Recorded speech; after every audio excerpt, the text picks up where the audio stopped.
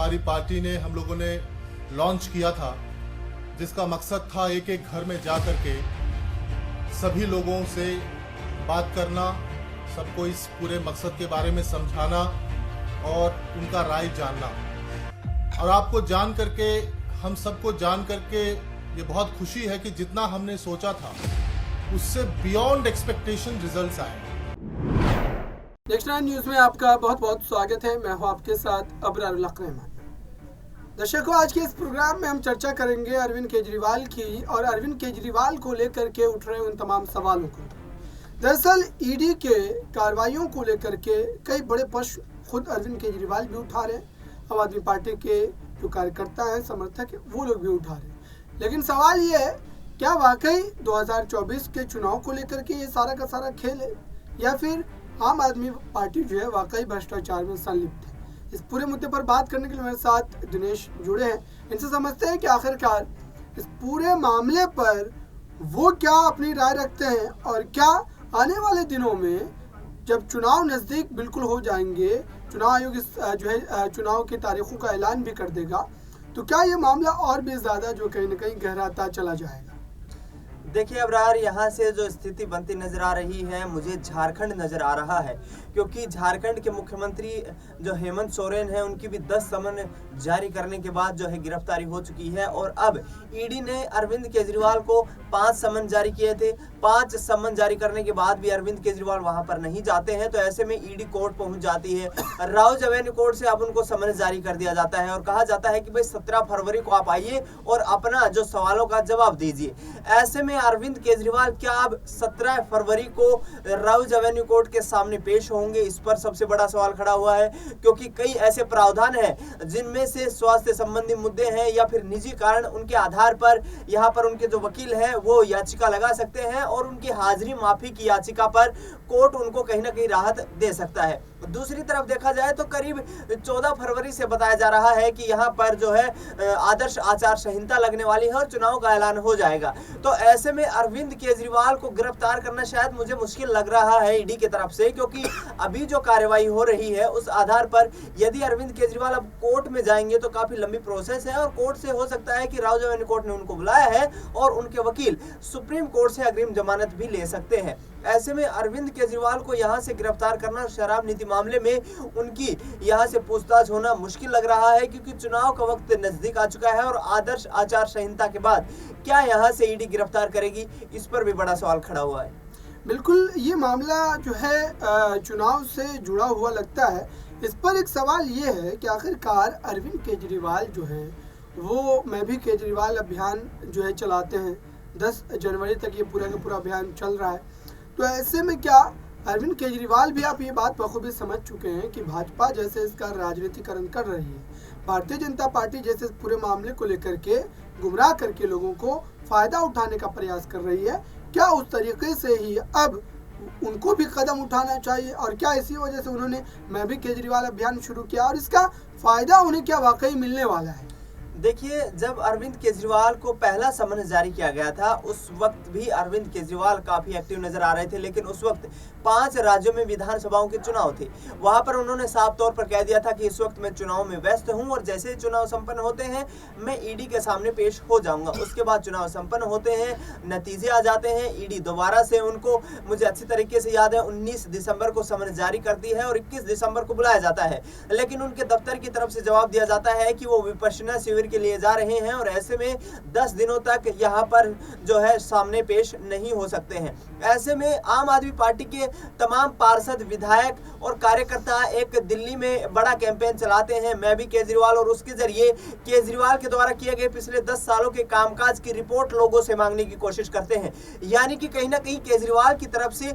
Emotional attachment और लोगों से जमीन पर जुड़कर जो है उनके नेता बनने की कोशिश की जा रही है और कहा जा रहा है कि भाई हमने दिल्ली के लोगों के लिए जो काम किए हैं पिछले 10 सालों में वो देश की किसी भी सरकार ने नहीं किए हैं और दिल्ली में में वर्तमान जो स्थिति है, जहां पर बिजली फ्री है, महिलाओं के लिए मुफ्त बस यात्रा है, दूसरी तरफ पानी की जो समस्या है वो खत्म कर दी है हमने, जाम की समस्या को खत्म कर दिया है, पूरी दिल्ली को सीसीटीवी से कनेक्टेड कर दिया है, यानी कि अपराध भी काफी कम हो गया है। ये तमाम बातें करते नजर आ रहे हैं। वृद्धावस्था पेंशन को उन्होंने कहा है कि 2500 रुपए हमने प्रति माह कर दिया है। तो ऐसे में अपनी सरकार की पीठ थपथपाते हुए खुद नजर आ रहे हैं, दिल्ली के लोगों से जुड़ने की कोशिश कर रहे हैं कि आगामी वक्त में उनको इमोशनल अटैचमेंट मिले और वहां से चुनाव जीतने में 2025 में आसानी हो। बिल्कुल जो है इस मुद्दे पर जाहिर सी बात है कि अगर पार्टी के ऊपर पूरी तरीके से कार्रवाई पर कार्रवाई हो रही है और ऐसा लगता है और दावे भी किए जा रहे हैं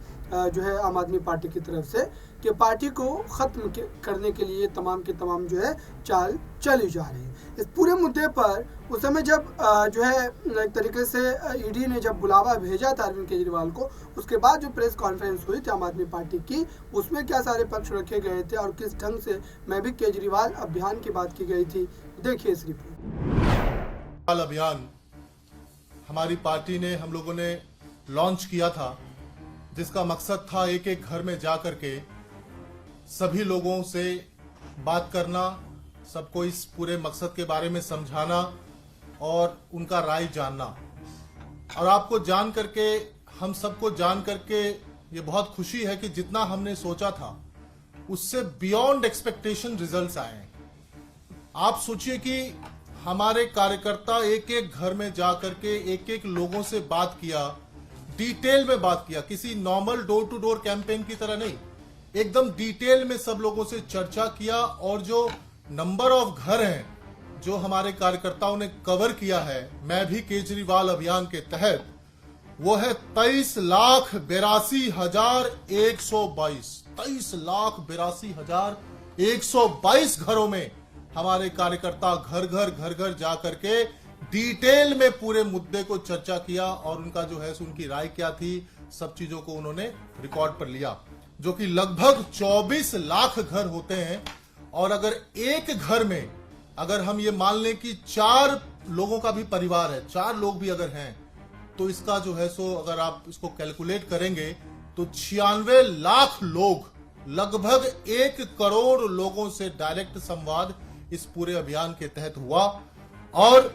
एक एक व्यक्ति इस बात को लेकर के एकदम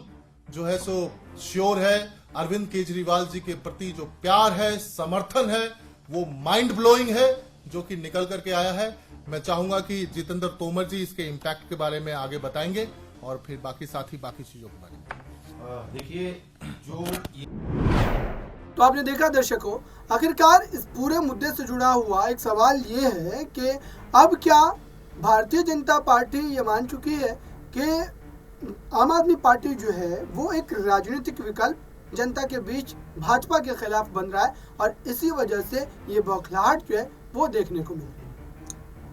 बिल्कुल, यहाँ पर जिस तरीके से अरविंद केजरीवाल का जो लगातार पंजाब के दौरे करना है, गुजरात के दौरे करना है, हाल ही में हरियाणा में 2 रैलियों को उन्होंने संबोधित किया और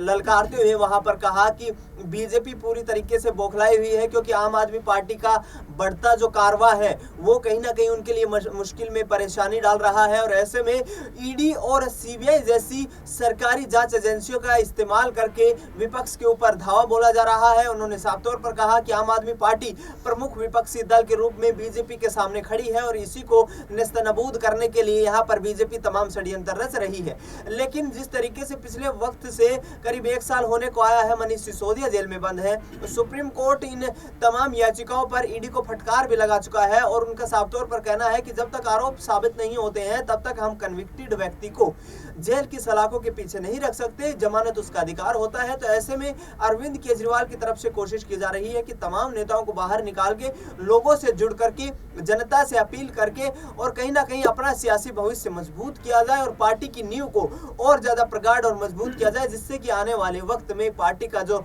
सियासी भविष्य है वो कहीं ना कहीं सुनहरा हो सके। बिल्कुल, इस पूरे मुद्दे पर हमारी नजरें बनी हुई है। दर्शकों, जो भी अपडेट होंगी कोर्ट से जुड़ी हुई या पार्टी की तमाम गतिविधियों से जुड़ी हुई वो आप तक पहुंचाते रहेंगे। इस खास रिपोर्ट में बस इतना ही। जुड़े रहें बड़ी खबरों के लिए नेक्स्ट 9 न्यूज।